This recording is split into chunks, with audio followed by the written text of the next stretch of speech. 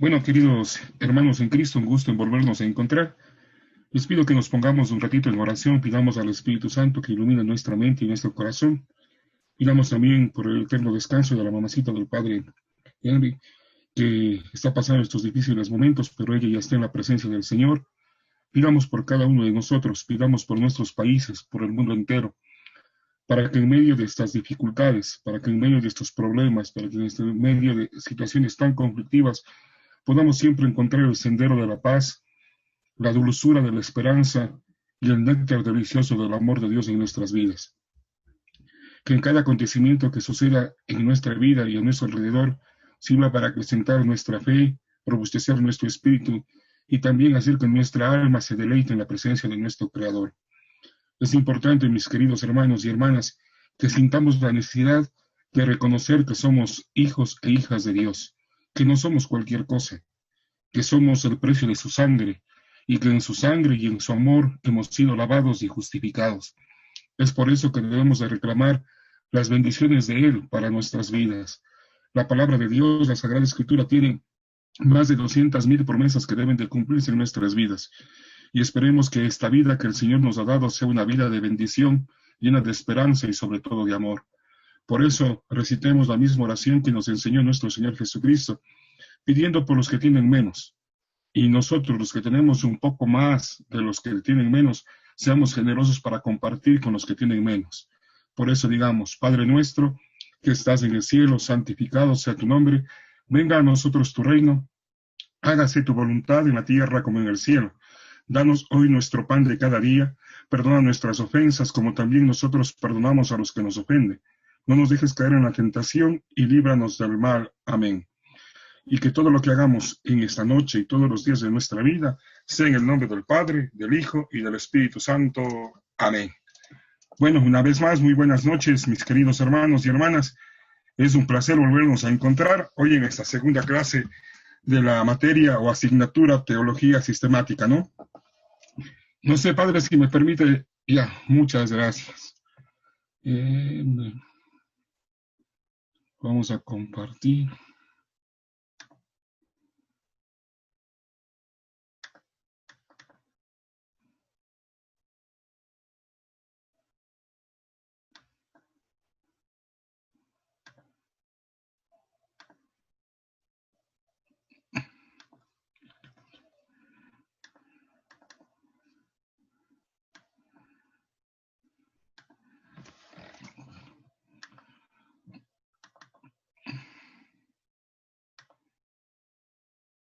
Ya.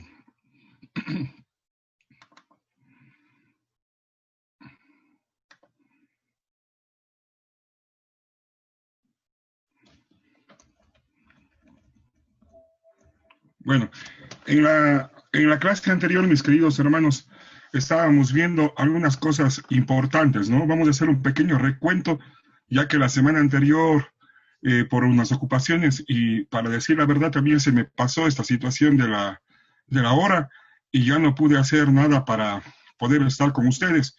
Entonces, vamos a hacer un pequeño reencuentro de lo que vimos en la anterior clase, ¿no?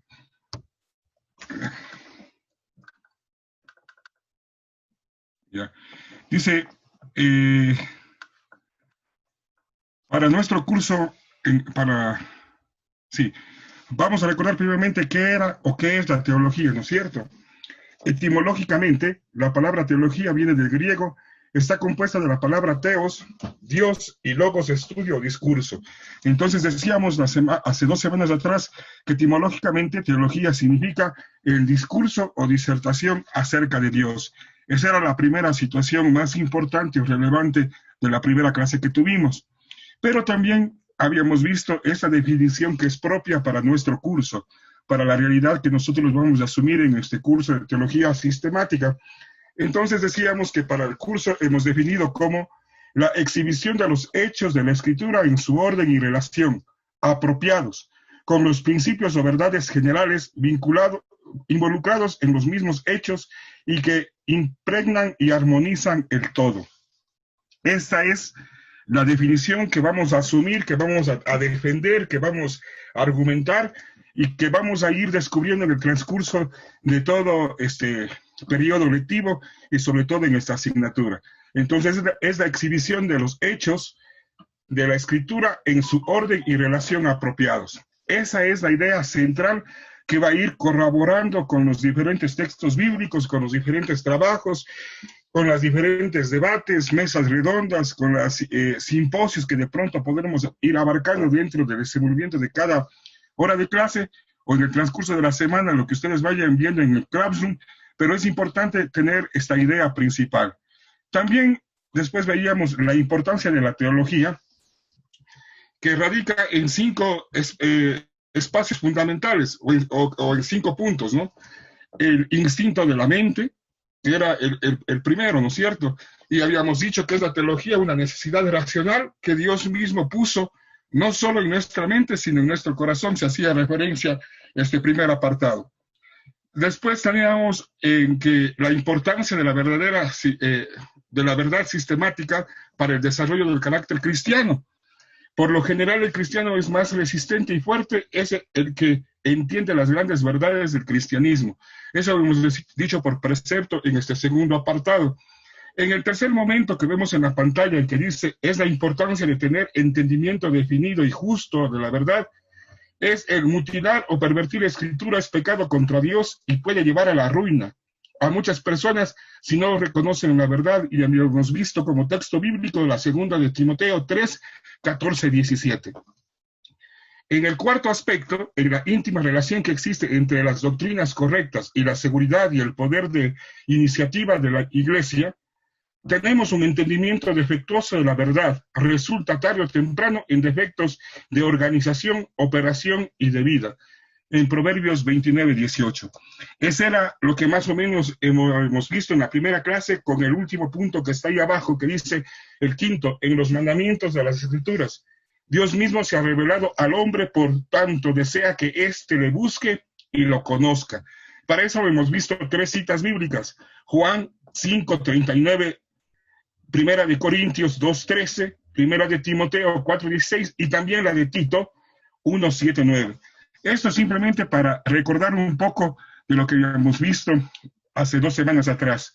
El último aspecto en que quedamos viendo era estas 3 o 5 tendencias que están en pantalla: el ateísmo, el agnosticismo, el politeísmo, que eso lo vimos, y hoy tendríamos que ver el panteísmo, el materialismo y el deísmo, ya como la clase que corresponde a esta realidad. Pienso que no está muy grave, que no está muy dificultoso el poder entender esta realidad, pero que sin embargo tenemos que ir leyendo, abordando un poco los conocimientos, refrescándoles cada vez que podamos, para ir interactuando y sobre todo para ir poniéndonos en la marcha de este camino. Entonces vamos a comenzar con el panteísmo, ¿no es cierto?, que es lo que nos falta. En este apartado que vemos en la pantalla, he querido poner una apreciación que dice: el panteísmo es la doctrina teológica que afirma la unidad de Dios y el universo. El panteísmo hace de Dios un ser material, aunque dotado de una inteligencia suprema. En otras partes, ¿qué quiero demostrar con este enunciado? Que simplemente le ven a Dios como algo más existente, con un poco más de sabiduría o de inteligencia suprema, pero sigue siendo un ente más. Sigue siendo algo más de un todo, pero no es el todo, no es la totalidad. Esa es la situación que genera esta doctrina, ¿no? Entonces, después de eso, hemos querido ir viendo, como veíamos en la clase anterior, el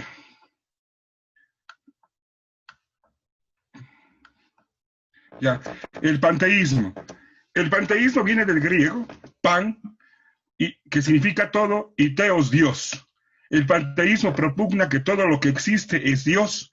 El origen de esta creencia lo encontramos en el pasaje ya estudiado de Romanos en la anterior semana, en la última cita bíblica que teníamos, y eso nos hace entender la situación categórica de que el panteísmo es lo que el hombre, habiendo perdido de vista a Dios, el creador, recurre a la creación para satisfacer su deseo de trascendencia.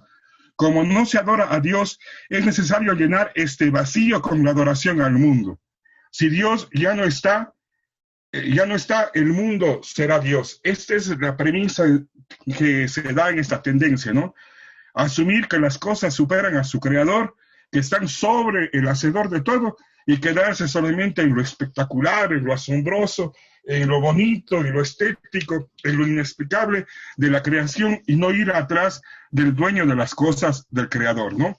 Entonces, esa es la realidad, ¿no? ¿Qué es más grande, el creador o la creación? Esta debe ser nuestra pregunta frente al panteísmo. Y quizás eso es lo que vamos a ir generando dentro del curso, ¿no? Y después en los trabajos, en las exhortaciones, un poquito para también hacer el control de lectura, nos va a ir poniendo en esta premisa, ¿no? ¿Qué es más grande, el creador o la creación?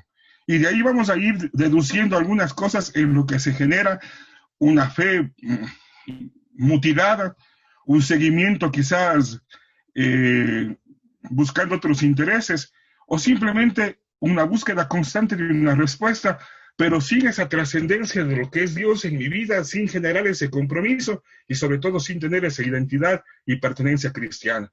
Entonces, esa es una de las primeras realidades. Luego tenemos el materialismo. ¿Qué es el materialismo? A pesar de lo burdo de sus planteamientos, el materialismo es una de las creencias más arraigadas en nuestra actual sociedad. El materialista no ve la diferencia entre la materia y la mente. Esa es la primera realidad que debemos de enfocarnos cuando hablemos de este tema del materialismo, ¿no? Que las personas que están absortas, absorbidas, extraídas de esta realidad, simplemente le ven al comercio, al consumismo como algo mediático y de placer total, ¿no? Donde verdaderamente todo lo que provoca el hedonismo, que es el placer por el placer, es lo que causa la felicidad al ser humano.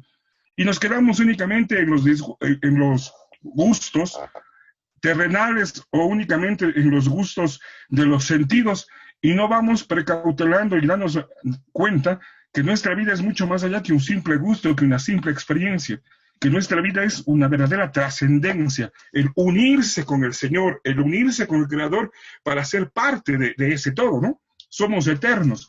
Entonces, esa es la finalidad que vamos a ir inculcando, ¿no? Luego, ahí vemos en esta realidad, no sé cómo poner allá, ahí dice, ya. El materialismo es la actitud de las personas que entienden todo es materia y tienen una vida centrada en los bienes materiales. Los adherentes al materialismo se llaman materialistas. Entonces, esa es el horizonte, la propuesta que nos ofrece una tendencia a la sociedad actual, el mundo contemporáneo, el mundo postmoderno, luego de la postmodernidad en el que existimos, ¿no? Vemos que únicamente los viajes, los placeres, las comodidades, hoy esa palabra, sobre todo aquí en nuestro país de Ecuador, la corrupción que se ha convertido en pan de todos los días, es una etiqueta de la materialidad en la que hemos caído como cultura, como generación, como religión, como país, como Estado. Entonces, esta realidad hay que afrontarla únicamente sabiendo y entendiendo que no solamente somos materia, ¿no? Que no estamos centrados únicamente en complacer a la parte corpórea, sino, como decía Monseñor, que subió ese video del padre de acá de Cuenca, de la parroquia del Vergel, donde dice que también hay el alimento para la mente, ¿no? Hay el alimento del conocimiento, hay el alimento de la esperanza, pero todo eso gira al torno de la materia y es más que la materia. Los seres humanos no solamente somos personas humanas que se acaba nuestra vida cuando expira nuestro último aliento, sino que somos más allá de la materia, ¿no? Somos alma, cuerpo y espíritu, ¿no? Somos la Trinidad en cada uno de nosotros. Entonces, de esta manera vamos a ver que lo que el materialismo proponga o dice que casi como el hígado segrega bilis, el cerebro segrega pensamientos, por lo tanto el hombre no es más que una máquina o un animal. Cuando pensamos en el materialismo, en el consumismo, simplemente por un hecho de existencia o coexistencia, nos quedamos únicamente en este argumento. Pues somos máquinas, robots, o simplemente animales que nos impulsan nuestros instintos. Y lamentablemente nuestra realidad no es esa, ¿no?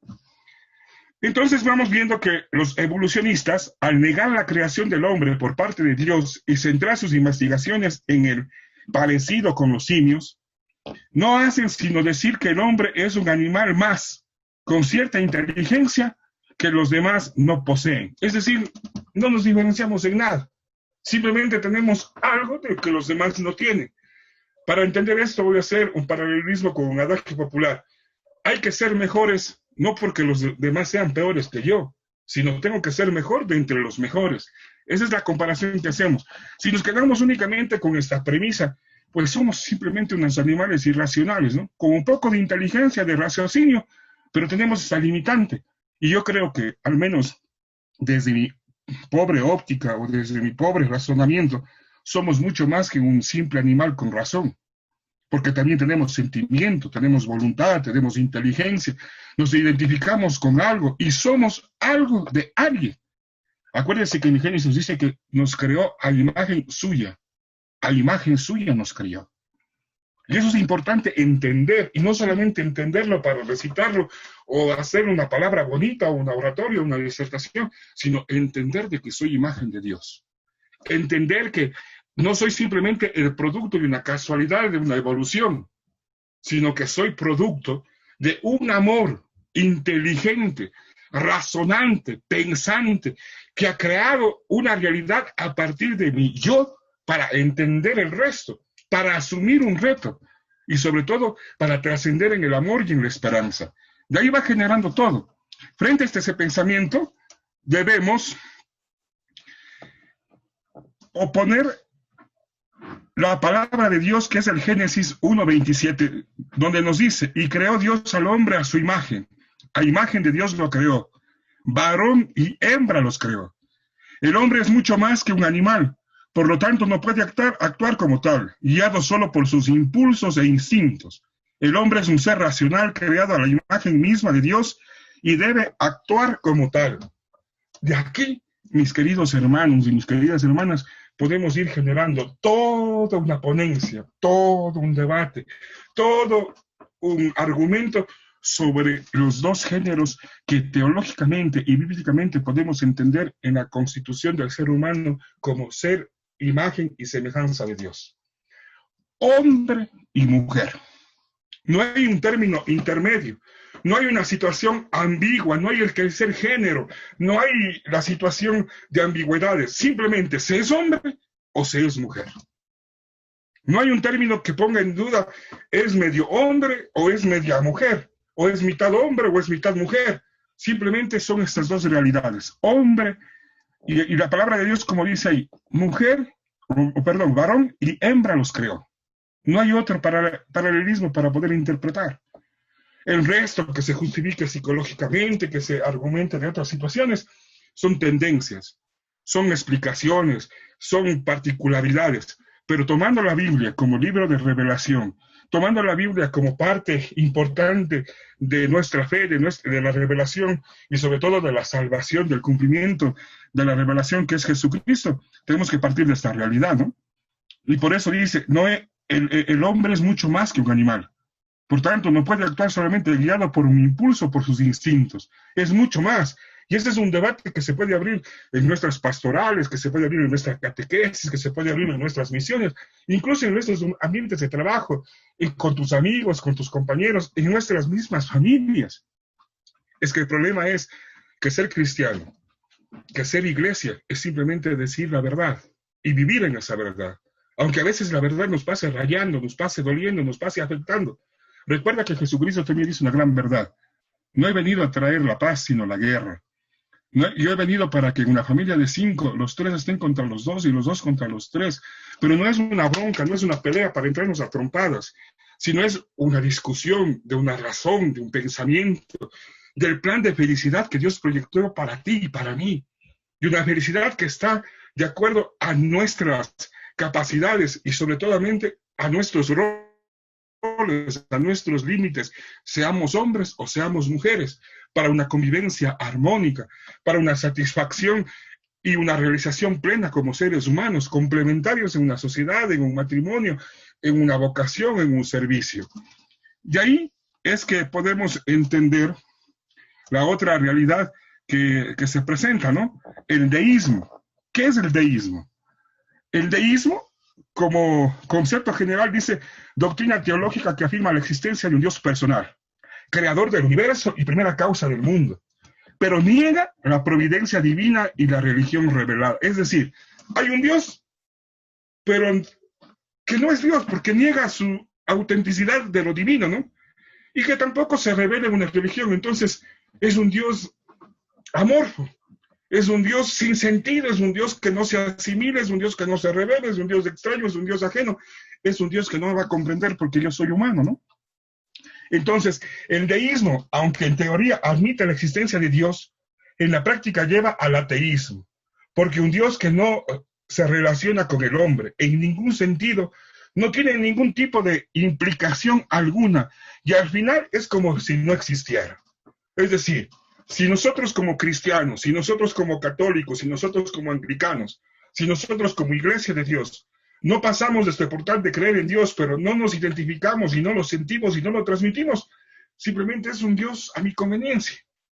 Es un Dios que juega con mi voluntad, o mejor dicho, que yo juego con un Dios a mi voluntad, que sería todavía algo peor, pero que eso a veces nos pasa y pasa en la sociedad, pasa en muchas religiones, pasa en muchos grupos, pasa en muchos movimientos, ¿no?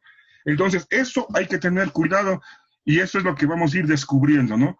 La otra situación que nos dice del deísmo, el mismo que podemos ver en la pantalla, dice, viene del latín deus, que significa Dios. El deísmo cree en un Dios personal que creó el mundo, pero insiste en que después de la creación lo dejó para que se gobernara solo por medio de las leyes naturales o materiales, como queramos decirlas, ¿no?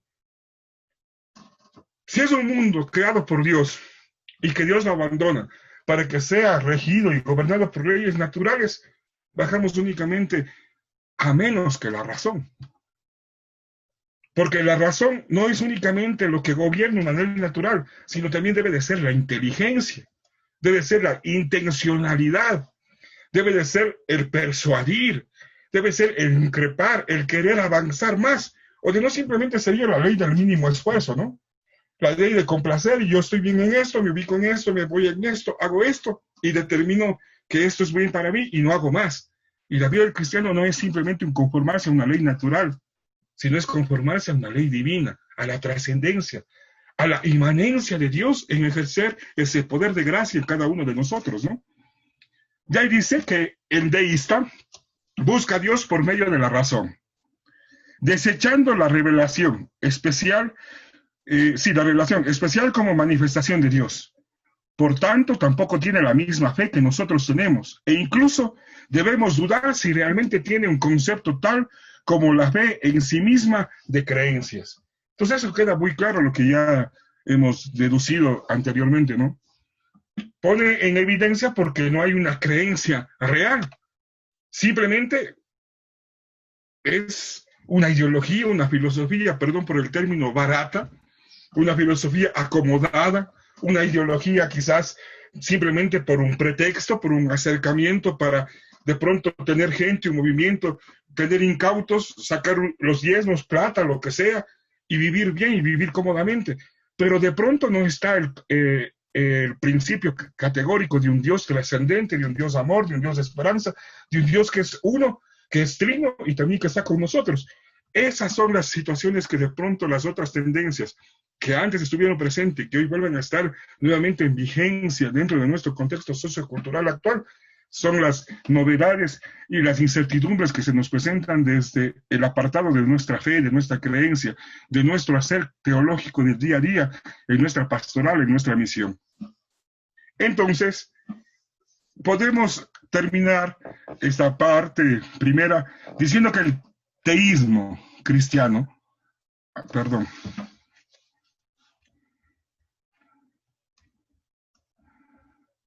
el teísmo cristiano es simplemente que Dios es un infinito y personal, trino, Padre, Hijo y Espíritu Santo, trascendente, que va mucho más allá, inmanente, que está en todo, omnisciente, que percibe todo, que se suscita en todo, soberano y bueno.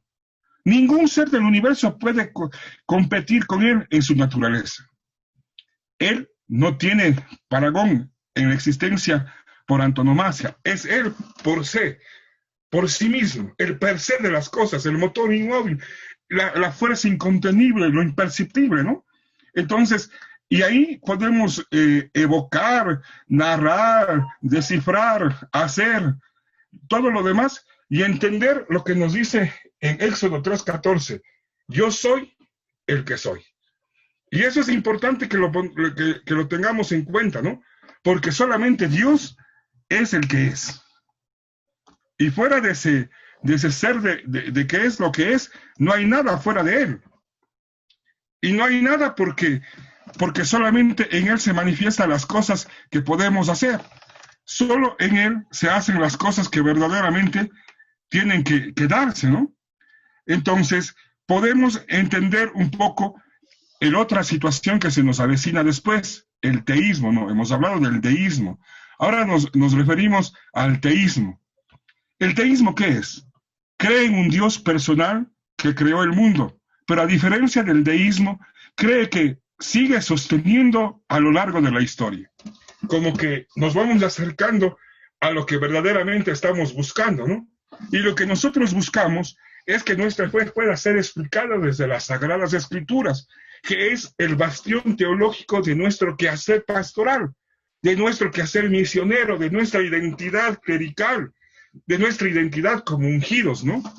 Entonces podemos decir que las Escrituras ponen el equilibrio entre la trascendencia de Dios, los deístas, y la inmanencia de Dios, los panteístas.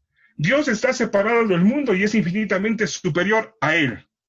Pero por otra parte, envió a su Hijo a vivir en este mundo. Este es nuestro punto de vista, y he escrito esas palabras con mayúscula, ¿sí? Porque este debe de ser nuestro punto de vista, nuestro punto de equilibrio, nuestro punto de sostén, que nos permita ir y venir en un callejón donde podamos acercarnos a las demás personas, acercarnos a Dios e intercambiar esta situación de comunicación asertiva con los seres humanos y también con mi Creador, ¿no? Si yo no me comunico con mi Creador, si no me identifico con Dios, si no soy parte de este Dios, estoy haciendo otra cosa, estoy llevando agua para otro molino, ¿no? Y no estoy siendo el instrumento que Dios quiere que sea. Entonces, es importante mantener ese equilibrio, ¿no? Y como está ahí, las Sagradas Escrituras ponen ese equilibrio de la trascendencia de Dios. Ese es el curso, ese es el método, ese es el punto de anclaje donde nosotros nos queremos estar ahí perseverantes y tener como partida y como encuentro de nuestra misión.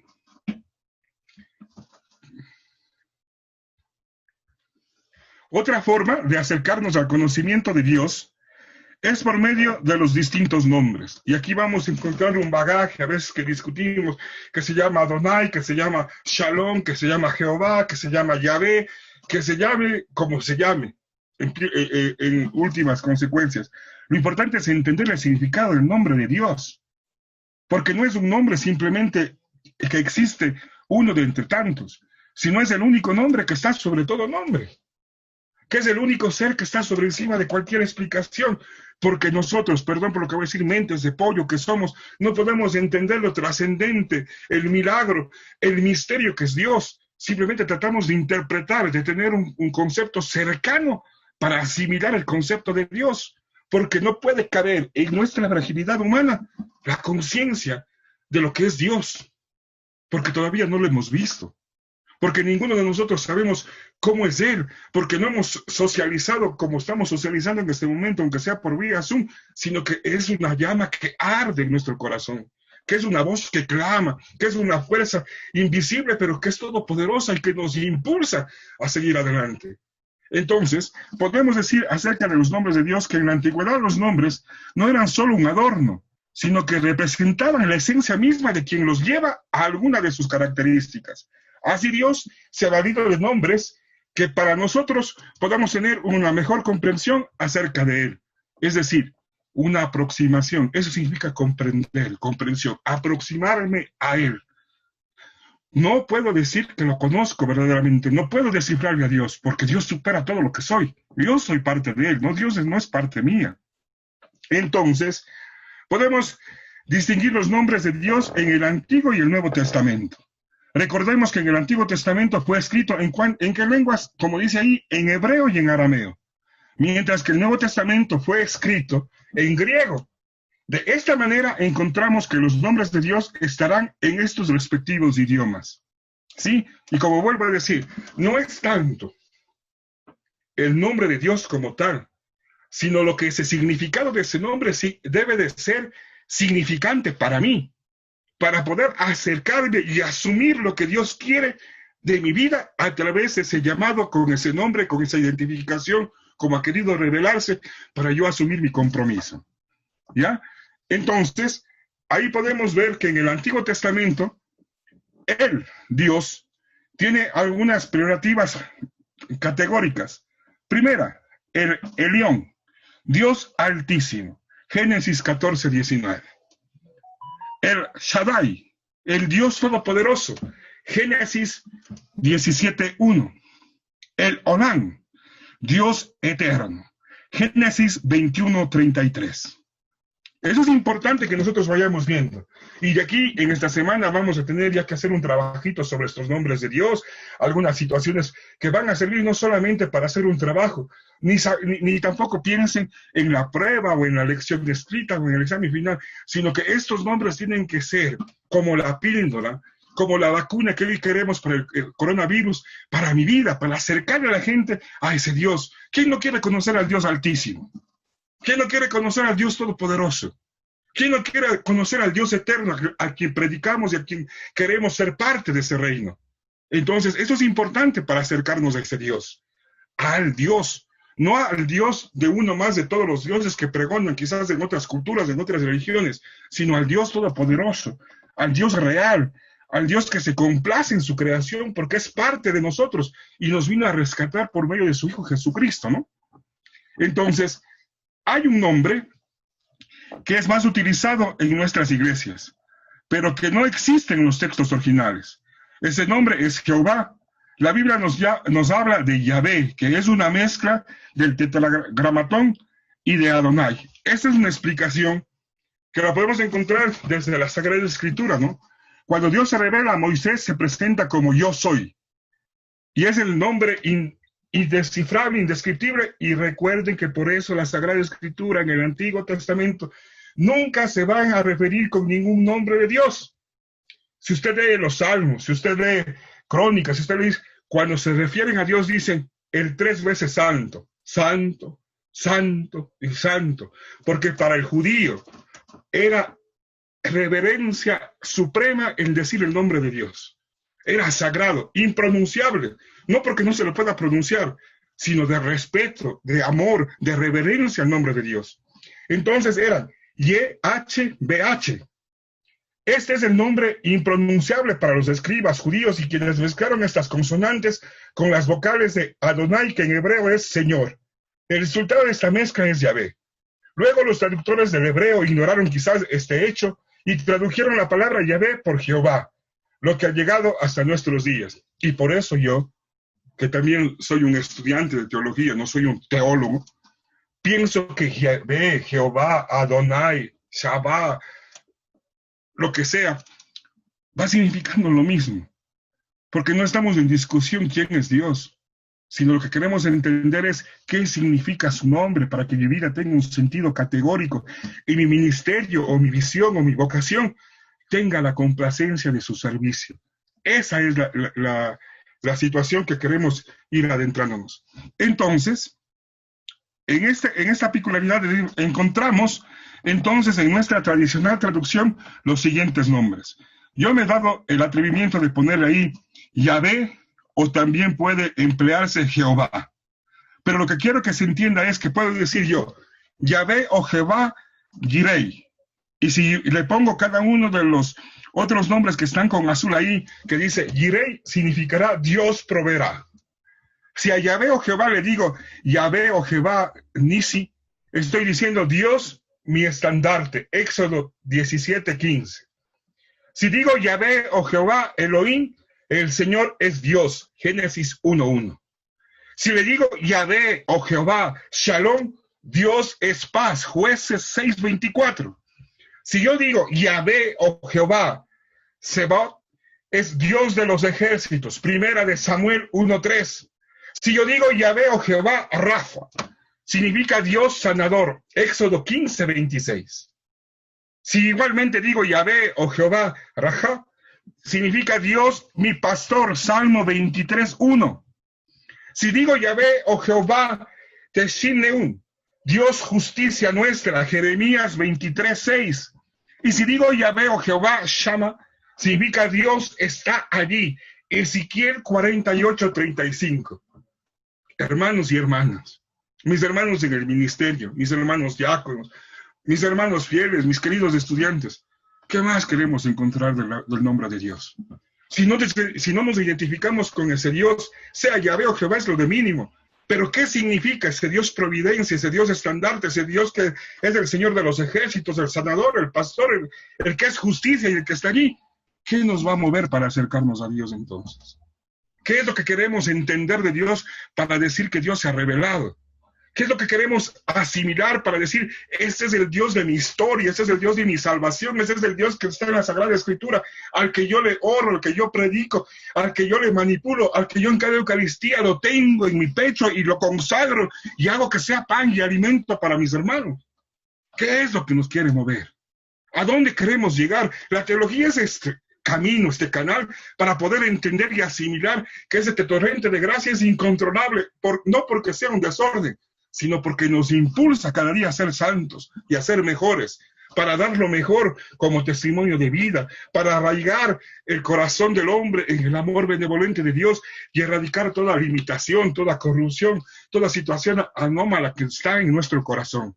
Entonces, esta es un poco la realidad que queremos acercarnos con este pequeño tratado de estudio de teología. En cambio, en el Nuevo Testamento vamos a encontrar esta otra realidad, ¿no? En el Nuevo Testamento encontramos dos palabras de origen griego y una latina. Theos, Dios, primera de Timoteo 2:5. Curios o Kyrios, que dicen otros, Señor, que lo encontramos en Juan 13:13. Y pater, del latín, que significa Padre, Efesios 2:18. No sé si alguno de ustedes sabe el latinaje cuando rezamos el Padre Nuestro, ¿no? Pater noster qui es in celis, sanctificetus sea tu nombre. Es importante entender un poco, no solamente porque es una lengua latina, o porque es una lengua griega, o porque es una lengua quizás hebrea, sino porque es el sentido categórico de mi fe, lo que estabiliza como un termostato, que da el sentido, la potencia, regula y aviva mi fe, mi crecimiento, mi cercanía, mi simpatía, mi comunicación con mi Creador. Eso es importante que podamos ir intercalando y que podamos ir asimilando las pequeñas o grandes cosas de lo que significa la teología para cada uno de nosotros. Entonces, en esta situación, en esta complejidad de pronto, mis queridos estudiantes, mis queridos hermanos sacerdotes, diáconos, diaconisas, si de pronto me están escuchando, he querido simplemente dar a conocer unas pequeñas premisas para que ustedes puedan ir ahondando en este conocimiento, en esta aproximación teológica de nuestro Dios hacia nosotros y de la tendencia que nosotros debemos de tener, hablando de una teología seria, para asumir el concepto de lo que es Dios, el concepto de lo que es una misión, el concepto de lo que es iglesia, pero al margen de todo eso, el concepto de mi sentimiento de hijo de Dios, de cristiano, el compromiso de mi bautismo, el compromiso de, voy a hablar en primera persona, de mi interior, de mi ser, como José Arcos. Quizás tu interior, como Paola, como Emner, como tú te llames.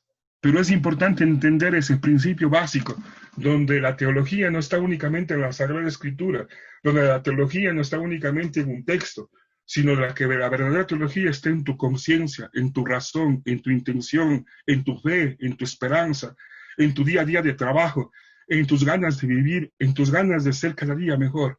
Entonces yo pienso, mis queridos hermanos y mis queridas hermanas, que he querido darles unas pequeñas herramientas para hacer una teología seria, no de conceptos académicos, sino de conceptos elementales para una vida práctica, una vida de familia, una vida de hogar, una vida de trabajo, una vida de servicio, una vida en nuestro ministerio, una vida de nuestra vocación, pero sobre todo de nuestra identidad.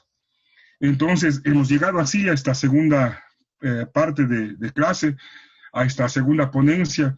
Hemos terminado. Si hay alguna pregunta, yo me comprometo en esta semana sí poner algunas pistas, algunos debates, algunas cosas que puedan hacerlos en pareja o que pueden hacerlo en grupo. O si me quieren molestar también un poquito, valga la pena, con algunas preguntas, con algunos textos bíblicos que les voy a dejar, que ya lo van a revisar en el Classroom para poder ir debatiendo, para irnos enamorando un poquito más. Y si podemos ponerle una zancadilla, en este caso a mí, que soy el profesor, para leer un poco más y explicar más, me gustaría. Pero también me gustaría que usted entre en esa dinámica de aprender un poquito para ser mejores. No de aprender únicamente por un título, no de aprender únicamente por un certificado, sino aprender para ser mejores. Yo quiero terminar simplemente diciendo esto. Todos somos tan importantes, mis queridos hermanos. Y hoy, con lo que estamos viviendo, vemos que da lo mismo ser europeo, ser americano, sudamericano, ser español, ser inglés, ser estadounidense, venezolano, ecuatoriano, colombiano, peruano. Todos somos hijos de Dios. Y todos tenemos las mismas necesidades, todos tenemos los mismos problemas, y todos tenemos el mismo miedo, y todos tenemos la misma esperanza. Pero lo más importante es, mis queridos hermanos y mis queridas hermanas, que seamos cada vez mejores hijos de Dios. El mundo te necesita a ti, al igual que me necesita a mí. Pero ¿cómo nos necesita? Hombres y mujeres llenos de amor. Hombres y mujeres que podamos dar esperanza. Y que si nos toca llorar y si nos toca morirnos, pues que seamos capaces de morirnos por los demás, pero dando todo lo que está aquí de Dios a las personas. Y que no nos quedemos nada únicamente para decir, yo tengo una casa, yo tengo un carro, yo tengo un título, sino yo tengo el amor de Dios para dar al que no tiene nada. Eso es lo principal, mis queridos hermanos. El resto vendrá por añadidura. Lo que nos dice Mateo 6, 23 en adelante. Busca primero el reino de Dios y su justicia, y el resto vendrá por añadidura. Con eso quiero terminar. No sé si hay alguna pregunta, no sé si hay alguna inquietud. Estoy a las órdenes para escuchar. Dígame. Ajá, por aquí estoy yo. Profe, para hacer como un poquito un resumen y que usted me corrija si estoy equivocado. El deísmo es como que yo dijera, sí, yo creo en Dios, todo está muy bien, pero no lo sigo, ¿cierto? Está vacío. Sí, en otras palabras, un hipócrita, ¿ya? Ok, El que yo creo, sí. Ajá. A cambio del teísmo, que ahí sí estoy afianzando mi fe en Dios y lo estoy siguiendo tal cual como Él quiere que yo lo haga. Claro, como quiere que Él lo haga, pero de acuerdo a mis capacidades, de acuerdo Claro, a lo que yo puedo hacer. Ajá. Okay. Recordemos todos estos que Dios, cuando se refiere que nos va a dar, que no nos va a dar pruebas más grandes a nuestras fuerzas, es porque Él conoce hasta dónde podemos dar. No nos va a probar mucho más allá, ni nos va a sacrificar más de lo que debemos hacer. Aunque a veces nosotros eso no podemos entender, es importante de que entendamos de que Dios sabe cuáles son nuestras fortalezas y también sabe Él cuáles son nuestras debilidades. Claro, Y con esas fortalezas y con esas fuerzas y con esas debilidades, yo le doy una respuesta con mi voluntad. No solamente con mi deseo. Eso hay que tener en cuenta. A Dios no le tengo que decir, seguir únicamente porque deseo, sino le tengo que seguir con mi confianza y con mi fortaleza. Porque no es solamente de buena voluntad. Recuerden esa adagio que dice, de buenas intenciones y buenas voluntades está lleno el invierno, ¿sí o no? Sí. Esto es de vivirlo. Y si estamos dispuestos a vivirlo, también estamos dispuestos a morir en una cruz. Recuerden que la cruz tiene un lado vacío. ¿Sí saben cuál es el lado vacío de la cruz? El lado de atrás. Y ahí debemos de crucificarnos cada uno de nosotros. Cristo está en la parte frontal, pero yo tengo que estar crucificado en la parte de atrás, porque Él tomó mi cruz, pero mi responsabilidad es de salvarme y de hacer que la comunidad también se salve con mi testimonio de vida. Por ahí va la cosa, por ahí va la teología, por ahí va la recta intención, la interpretación leal a la Sagrada Escritura. Ojo, no podemos interpretar la Sagrada Escritura como un versículo aislado. Con eso se han cometido muchas herejías. Y se han suscitado muchas sectas porque el uno dice una cosa y dice otra cosa. Dejémonos conducir por Dios y por el Espíritu Santo, que es el mismo Dios, para hacer comunidad y poder entender lo que Dios quiere en nuestro corazón, en nuestra mente, a partir de una iglesia que nos dé la revelación segura, que nos dé la interpretación real, para no hacer simplemente vanas apreciaciones, sino un seguimiento constante y un seguimiento a través de la misión, a través del ministerio, a través de la vida, ¿no? Gracias, mi profe. Ya. O sea, quiere decir que nosotros entonces como cristianos pertenecemos al teísmo.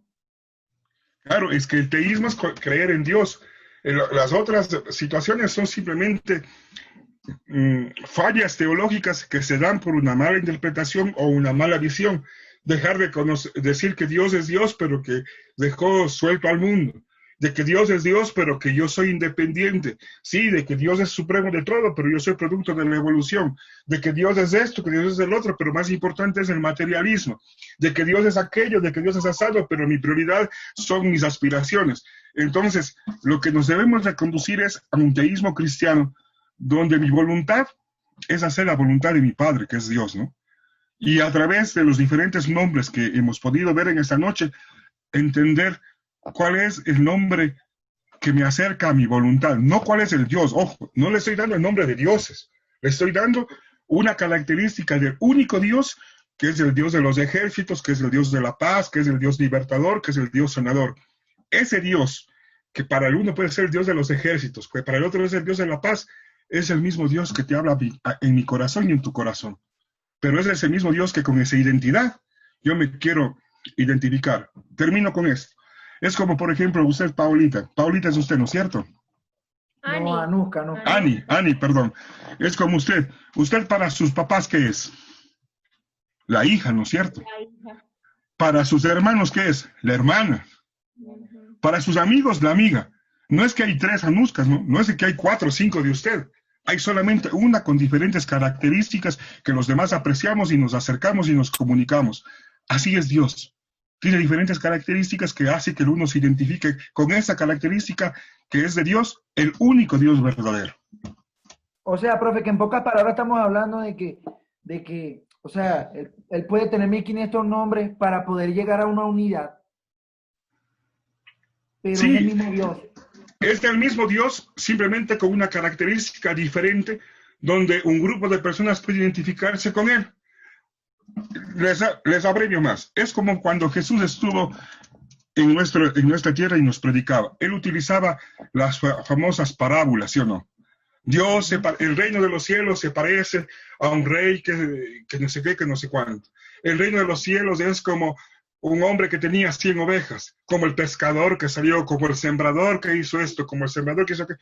Entonces, el reino, son tantos tipos de reino de Dios. No, es uno solo con una diferente propiedad para que el uno que entiende, para poder llegar acá. para poder llegar a cada ser humano, porque cada uno de nosotros usamos un mundo diferente. Y un raciocinio totalmente diferente, ya lo comprendo desde otro punto de vista. Claro, y sobre todo, hacernos entender de que somos seres complementarios, que el uno necesita del otro, porque para eso necesitamos comunidad. Si no, Dios dijera, cree en mí y sálvate tú solito. Dios nos mandó a ser comunidad, nos mandó a ser iglesia, porque el uno puede ser capaz para las letras, el otro es capaz para el trabajo duro, el otro es capaz para la prédica, el otro es capaz para la música, el otro es capaz para una cosa. Entonces, al trabajar en equipo nos complementamos, y ahí está el Dios de los diversos acontecimientos que nos ha unido. A algunos les une el Dios por medio de un dolor, de la pérdida de un ser querido, de una enfermedad. A otros por la curación de un vicio, de algo que lacerado. A otros no ha tenido problemas, pero les dio una vocación de servicio, les dio una vocación en el matrimonio, y gracias a eso se acercaron a Dios. Todos tenemos una historia que contar, y todos tenemos que contar a ese Dios que ha hecho capaz maravillas en cada uno de nosotros, que quizás para el resto sean insignificantes, pero para nosotros es lo que tocó nuestra vida, ¿no es cierto? Y nos hizo que le sigamos para siempre. Claro. Eso es, mis queridos hermanos. Profe. A ustedes, Dios le pague. No sé si hay alguna otra pregunta, no sé si hay alguna situación que quieran que se les aclare, o de no, ya hemos terminado. Yo quiero agradecerles siempre por el amor, por el cariño, por el afecto, y créanme que me quedé muy apenado la semana anterior por no encontrarme con ustedes, porque se les extrañó muchísimo, muchísimo, muchísimo.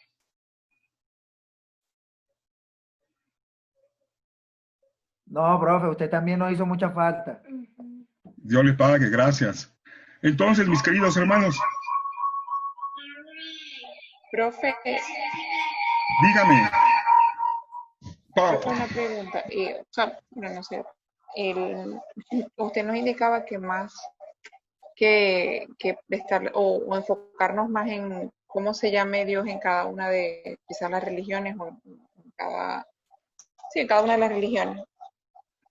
Era lo que significaba ese Dios para nosotros y en nuestra vida, ¿no? Pero es muy Sí, cierto que actualmente el nombre de Dios a veces es utilizado de manera muy ligera, ¿no? No sé si es por sí, eso que, o sea, al principio, por eso en el Antiguo Testamento las personas no, o el pueblo no lo nombraba ciertamente como Dios, sino el gran yo soy, y él se comunicaba a través de los profetas, ¿no? De las personas que escogía. Pero actualmente es muy cierto que el nombre de Dios está utilizado de manera ligera, o sea, cualquiera puede indicarnos, o sea, se le sale en una frase diaria, en una frase cotidiana, ¿me entiende? Que no, sí, no por darle quizás irrespeto, pero sí es utilizado de forma muy ligera actualmente. Entonces, no sé. sí. Hermana, es como un nombre venido a menos para podernos entender. Hoy cualquier persona que quiere que se le crea su afirmación, su argumento, o lo que está sosteniendo, o una simple mentira, perdón por lo que voy a decir, ¿qué nos dicen? Pero por Dios santo que eso fue así. Es que es verdad. Y Dios se pone como el tapete que tiene todo el mundo derecho para pisotear y para pasar por encima sin reconocer que es el nombre de Dios el que está en juego. Mire, en los países de todo el mundo, en las constituciones, dicen que aquel que jura en falso tiene cárcel, ¿sí o no? ¿Cuántos testigos falsos hay en cada juicio, no? ¿Cuánta gente está pagando una condena injusta porque dos o tres atestiguaron en contra suya y hicieron un perjurio? Y lo que usted acaba de decir, mi querida hermana, es una gran verdad. El nombre de Dios, el nombre que sea o la característica de que sea, está venida a menos.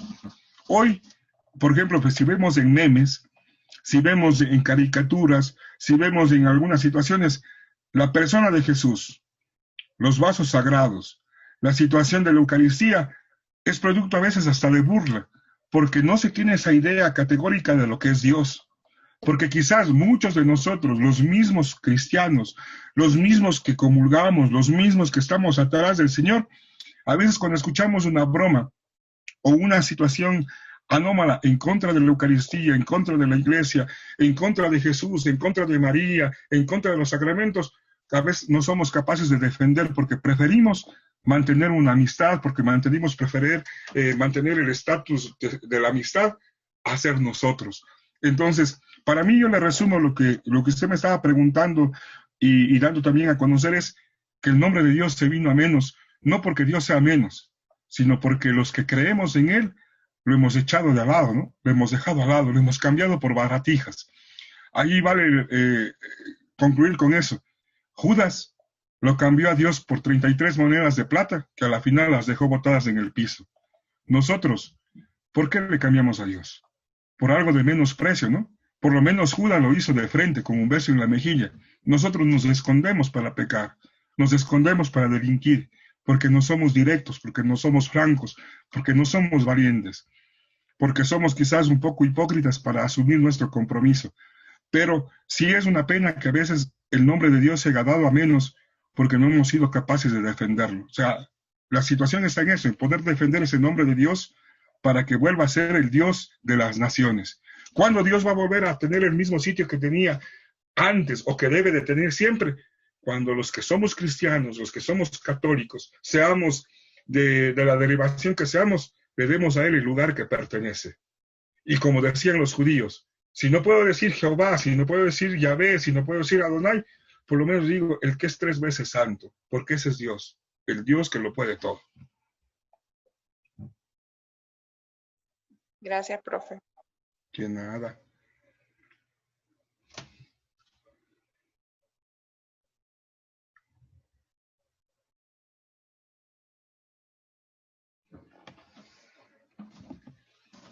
Bueno, entonces, si no hay ninguna otra inquietud, pienso que todo está bien. En esta semana, luego del sínodo que vamos a tener todo, que vamos a estar ahí. Oremos por que todo salga mejor y que el Espíritu Santo ilumine y encauce a nuestra Iglesia Apostólica Anglicana Ecuatoriana y que nos lleve a remar en mares más profundos para tener una pesca mejor para el reino de los cielos. Después del domingo, el lunes, pueden darse una vueltita por el classroom viendo las situaciones que hay para discutir, para debatir, para aprender un poquito más. Lo importante es de que nos demos un tiempito. Yo les digo, si ustedes se dan por lo menos una media horita en cualquier día de la semana para profundizar cualquiera de estos temas que ya va a quedar grabado y que pueden ver en la plataforma, sería importante.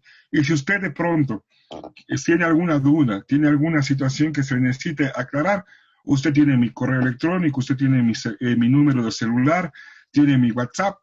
Entonces, por cualquiera de estos medios estamos a la orden para poder guiar, para poder ayudar y sobre todo para poder construir el reino de Dios, que es nuestra primordial premura, ¿no es cierto? Entonces, con eso, mis queridos hermanos y mis queridas hermanas, pues, una vez más, les agradezco por su paciencia, porque aguantarme, escuchar tanto tiempo, más de una media hora, 48 minutos que voy hablando, debe ser fatal. Yo también me canso de escucharme a mí mismo. Cuídense mucho, ¿ya? Gracias, profe. Buenas noches. Buenas noches, profe. Gracias, una bonita noche. Compañeros. No le pague, cuídense mucho. Gracias, igualmente. Gracias, profe. Buenas noches.